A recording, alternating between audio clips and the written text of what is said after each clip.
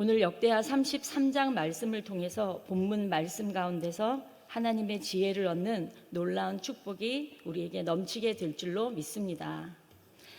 우리가 열왕기와 역대기를 읽어가다 보면 왕들의 역사와 행적이 계속해서 선과 악을 반복합니다.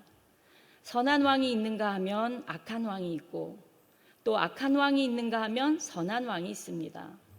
오늘 본문에 나오는 왕은 2명, 남유다의 14대 왕 므낫세와 15대 왕 아몬의 행적을 기록해 두었습니다.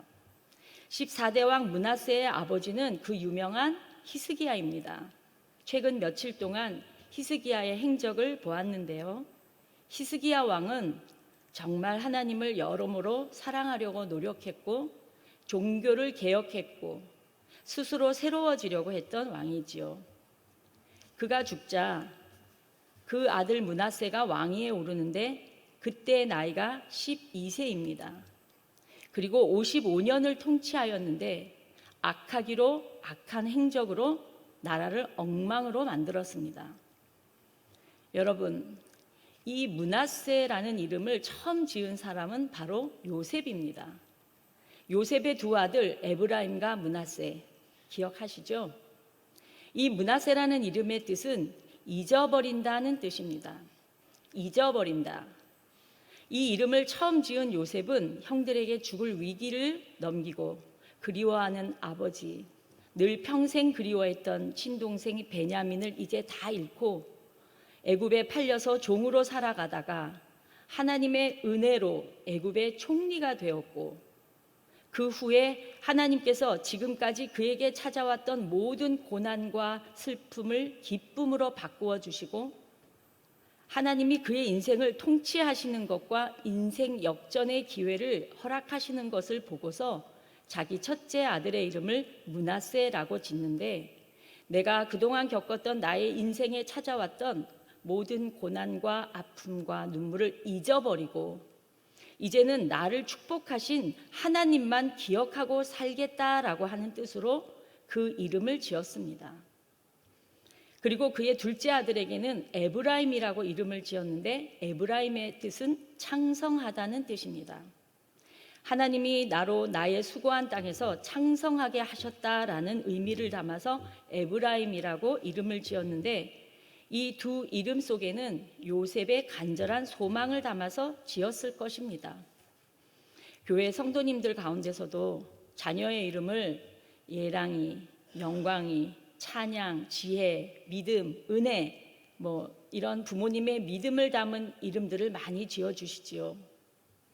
그런데 긴 세월이 지나서 믿음의 왕 히스기야도 그 아들에게 므낫세라는 이름을 지어주는데, 이 므낫세 왕은 아버지 히스기야의 희망과 믿음의 조상 요셉이 기대했던 그런 의미로 살지 않고 전혀 다른 삶을 살아버립니다. 오늘 본문에 나오는 므낫세 왕은 과거의 죄 속에서 살았던 잘못된 과거를 잊어버리기보다는 도리어 하나님의 은혜를 잊어버린 행적을 보여주고 있습니다. 이 므낫세는 이스라엘 남유다 왕 가운데 가장 악한 왕, 악해도 이렇게 악할 수 없는 왕이 되어버립니다.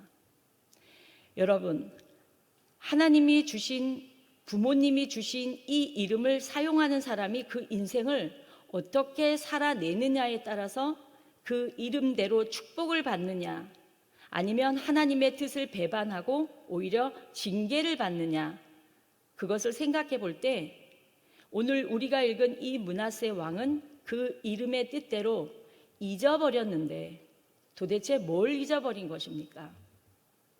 요셉은 므낫세라는 이름을 그동안 겪었던 나의 고난과 아픔과 눈물을 잊어버리고 하나님의 은혜만 기억하겠다라고 이름을 지었고, 그 지파에 속한 자녀들은 하나님의 백성으로 창대했지만, 오늘 본문에 나오는 므낫세 왕은 아버지 히스기야를 통해 주셨던 하나님의 모든 사랑과 은혜, 하나님의 도우심을 깡그리 잊어버리고 완전히 새로운 악을 행하는 괴물이 탄생해 버렸다는 것입니다. 사랑하는 성도 여러분, 오늘 본문의 므낫세 왕은 이미 열왕기하 21장에서 충분히 배웠던 므낫세와 같은 사람입니다. 므낫세가 얼마나 악한가?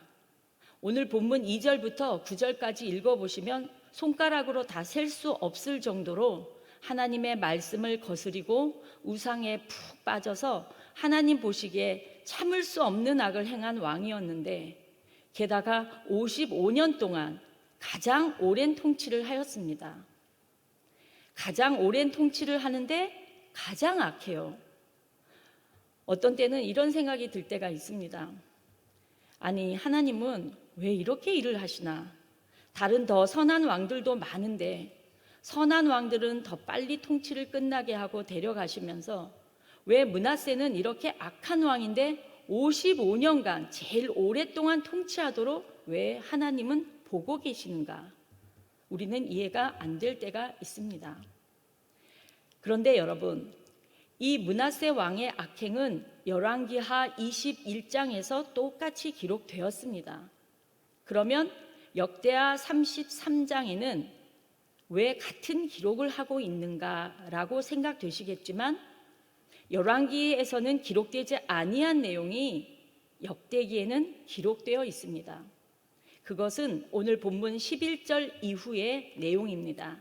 11절부터 13절까지 우리 함께 읽겠습니다. 11절, 여호와께서 아수르 왕의 군대 지휘관들이 와서 치게 하심에 그들이 므낫세를 사로잡고 쇠사슬로 결박하여 바벨론으로 끌고 간지라.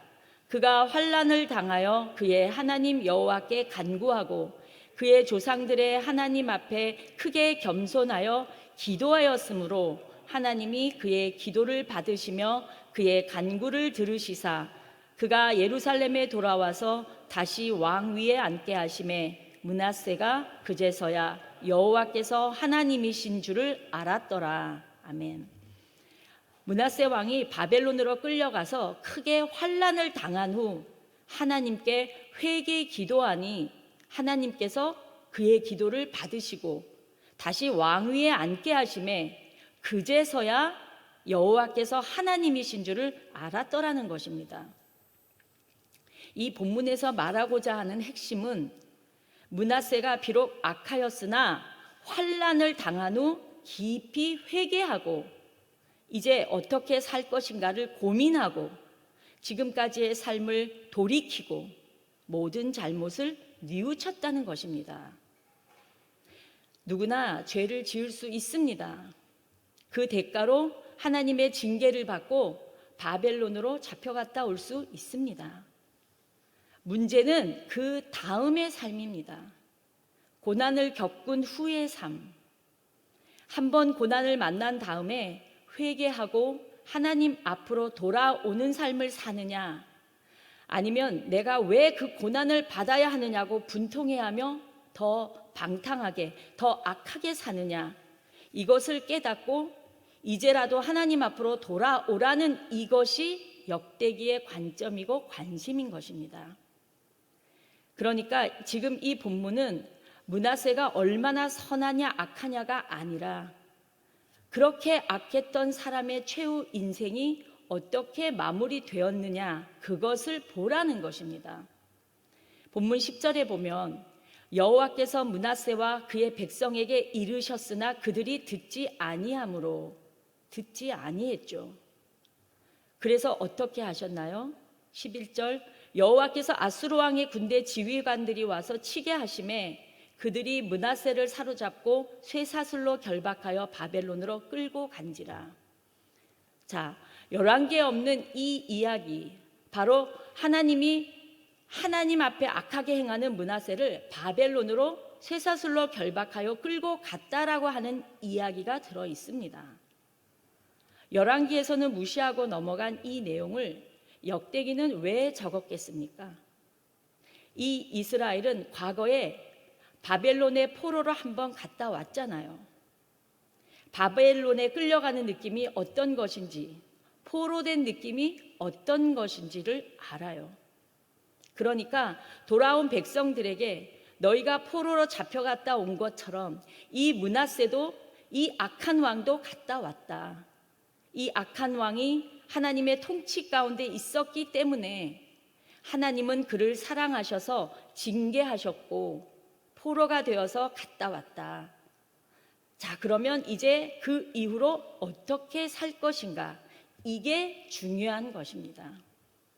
역대기 기자가 하고 싶은 이야기가 바로 12절에 나옵니다. 같이 읽겠습니다. 그가 환난을 당하여 그의 하나님 여호와께 간구하고 그의 조상들의 하나님 앞에 크게 겸손하여 이 이야기를 하고 싶은 것입니다.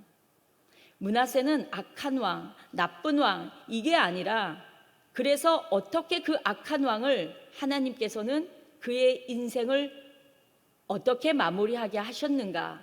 바로 포로되었다가 돌아왔는데 그가 그 환난을 당했을 때 그의 하나님 여호와께 간구하고 그의 조상들의 하나님 앞에 크게 겸손하여 있었다는 것.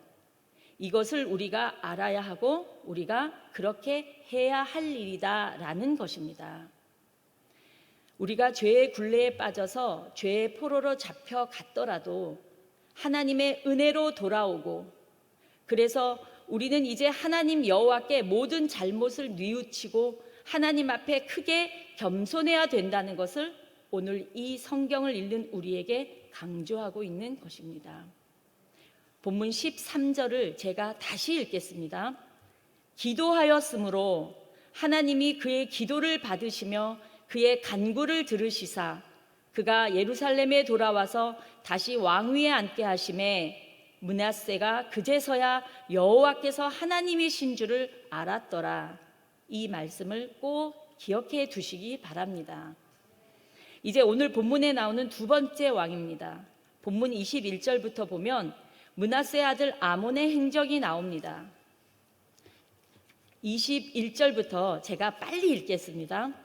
아몬이 왕위에 오를 때에 나이가 22세라 예루살렘에서 2년 동안 다스리며 그의 아버지 므낫세의 행함같이 여호와 보시기에 악을 행하여 아몬이 그의 아버지 므낫세가 만든 아로새긴 모든 우상에게 제사하여 섬겼으며 이 아몬이 그의 아버지 므낫세가 스스로 겸손함같이 여호와 앞에서 스스로 겸손하지 아니하고 더욱 범죄하더니 그의 신하가 반역하여 왕을 궁중에서 죽이매 백성들이 아몬 왕을 반역한 사람들을 다 죽이고 그의 아들 요시야를 대신하여 왕으로 삼으니라.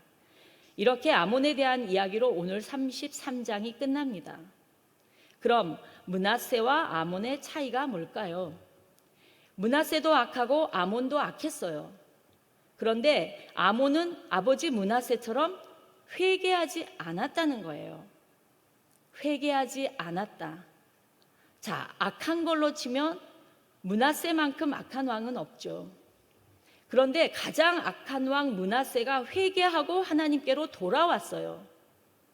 그런데 그의 아들 아몬은 똑같이 악했는데, 아니 아버지보다 덜 악했을 수도 있지만, 그리고 그의 통치 기간도 2년 동안 다스렸는데 악해야 얼마나 악했겠어요.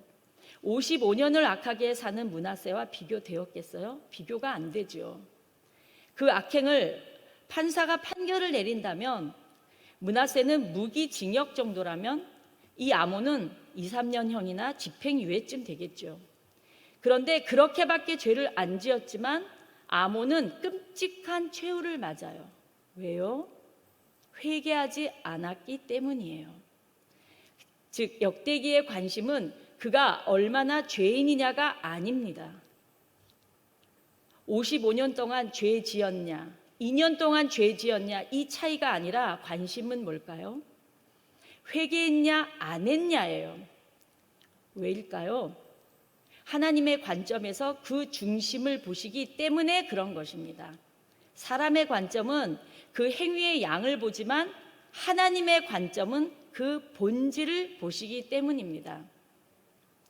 회개하고 돌아오는 인간을 받아주시는 하나님, 우리를 기다리시는 하나님, 우리를 변화시키시는 하나님, 새롭게 변화된 우리의 인생을 하나님의 방법으로 더 아름답게 열어가기를 원하시는 그 하나님이 바라보시는 관점이기 때문에 오늘 역대하 33장에 므낫세와 아몬은 전혀 다른 시각으로 기록하고 있는 것입니다.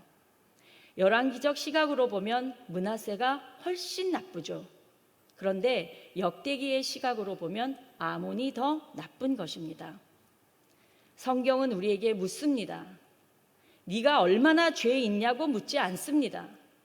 네가 무슨 짓을 했냐고 묻지 않습니다. 성경은 두 팔 벌려 너희를 맞아주시는 하나님께 나아오겠냐고 묻습니다. 너희가 과거의 삶을 뉘우치고 회개하는 마음으로 하나님께 나아오면 하나님은 너희를 받아주시고 새롭게 하시고 하나님의 백성이 되게 하신다고 말씀하십니다. 말씀을 맺겠습니다. 사랑하는 성도 여러분, 오늘 이 아침에 자기 자신을 돌아보시며 오늘 이 말씀이 우리에게 주는 교훈이 무엇일까요? 그것은 감사와 회개입니다. 나를 스스로 돌아보며 나 같은 죄인 살리신 주 은혜에 놀라워 잃었던 생명 찾았고 광명을 얻었네 라고 찬송가 305장과 같은 고백과 감사가 넘치시기를 권면합니다. 기도하겠습니다. 거룩하신 하나님 아버지, 므낫세와 아몬의 이야기를 읽으며 저희들은 우리의 삶을 돌아보게 됩니다. 주님, 우리가 비록 겉으로 보기에 아몬처럼 별 잘못을 하지 않았다 할지라도 회개하지 않으면 망한다는 사실을 깨닫게 하시니 감사합니다. 므낫세처럼 그렇게 악한 삶을 살았다 할지라도 하나님께서는 그것마저도 돌아올 때 용서하시고 회개할 때 그 기도를 받아주시는 하나님이심을 확신하며 우리도 다시 한번 하나님 품으로 돌아오는 복된 인생이 되게 하여 주시옵소서. 예수님의 귀하신 이름으로 기도합니다. 아멘.